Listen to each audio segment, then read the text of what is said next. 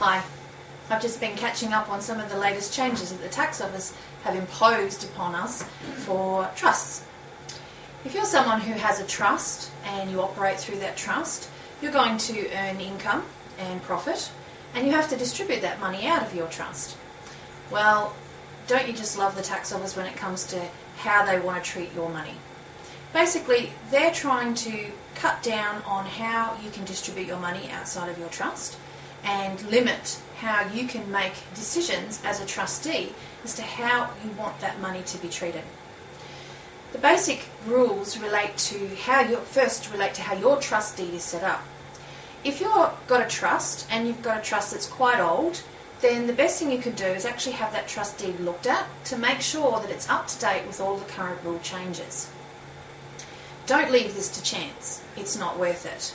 You really do need to consider, is your trust deed adequate enough to cover off how you, the trustee, can make decisions about how you wish to have your income distributed? The biggest change that's happened over the last couple of years with the tax office and our government on this area is in relation to how that money is actually paid out. You see, they seem to have a problem with you keeping that money inside your trust and being reinvested inside your business to keep running. They have this fallacy that if you don't pay the money out, then you're not treating it correctly. And this is more impertinent where you may be distributing your trust money out to a company.